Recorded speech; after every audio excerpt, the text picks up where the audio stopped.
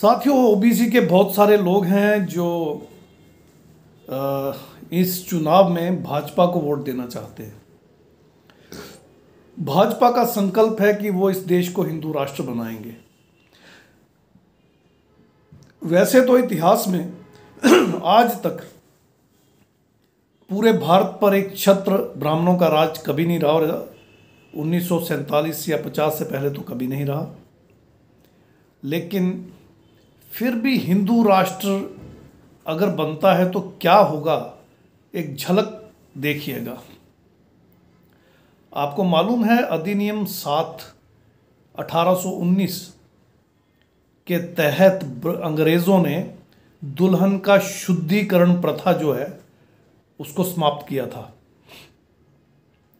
यानी शूद्र ओबीसी का कोई भी व्यक्ति जब शादी करता था तो जिन एरियाज में ब्राह्मणों का राज था, खास करके जैसे केरला वगैरह में नमूद्रीपाद ब्राह्मण जहाँ रहते हैं वहाँ, तो दुल्हन जो है वो सुहागरात अपने पति के घर पे या वो उसके साथ नहीं मनाती थी, शुद्धिकरण के लिए ब्राह्मण के पास भेज दी जाती थी और कम से कम 3 दिन उसे वहाँ अपनी शारीरिक सेवा देनी पड़ती थी। अगर ब्राह्मण को पसंद आ जाए तो हफ्ता, 15 दिन, महीना, 2 महीने या जब तक वो चाहे उसे भोग सकता था।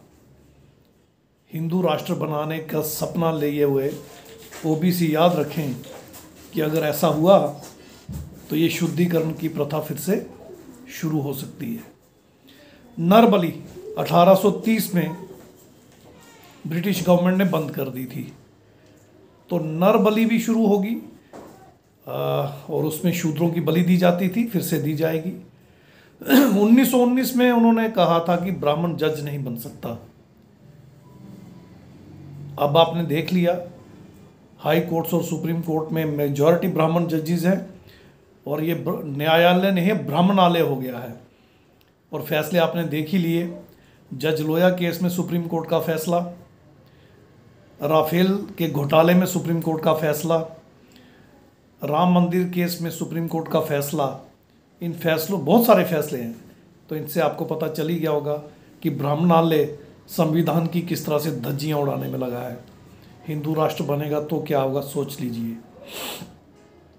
अधिनियम 11 1795 1795 एडी शूद्रों को प्रॉपर्टी का राइट ब्रिटिश गवर्नमेंट ने दिया।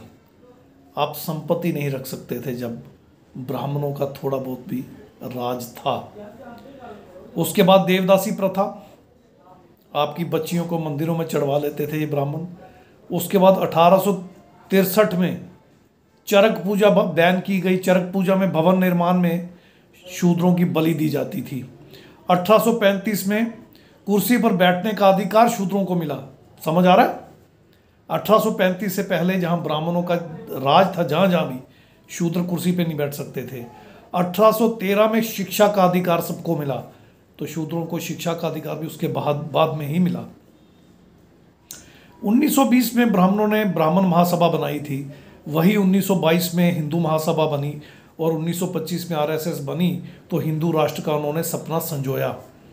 जितने भी ओबीसी इस हिंदू राष्ट्र के समर्थन में हैं, वो शादी करके अपनी बीवियों का शुद्धिकरण कराने की तैयारी भी साथ में रखें, नरबली के लिए तैयार रहें, अपनी बच्चियों को देवदासी बनवाने के लिए तैयार रहें, और ब्राह्मण जजों की भरमार हो ही जाएगी। वो आपको आपके सारे हक हकूक छीनने का काम अभी से कर ही रहे हैं।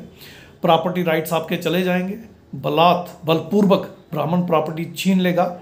चरक पूजा फिर से शुरू होगी, भवन निर्माण में आपको जिंदा गाड़ दिया जाएगा, आपकी बलि दी जाएगी और कुर्सी पे बैठने का अधिकार नहीं होगा, ज़मीन पे बैठना पड़ेगा ब्राह्मण के चरणों में, और शिक्षा का अधिकार भी छीन लिया जाएगा, और शिक्षा के बिना आप जानवर से बदतर हो जाएंगे, ये तय है। तो मुबारक हो आपको हिंदू राष्ट्र। आप उन शूद्रों को, उन SC ST OBCs को और उन मुस्लिम सिख क्रिश्चियंस को भी जो शूद्र से धर्मांतरित हैं और हिंदू राष्ट्र बनाने वालों का साथ दे रहे हैं। मुबारक हो आप सबको। हिंदू राष्ट्र बनेगा तो आपके साथ ये सब होगा, और ये सब तो कुछ भी नहीं, इससे भी कहीं ज़्यादा होगा। उसकी तैयारी रखिएगा। आप भुगतेंगे, ये मेरा दावा है। जय भीम, जय भारत, जय मूल निवासी, नमो बुद्धाय साथियों।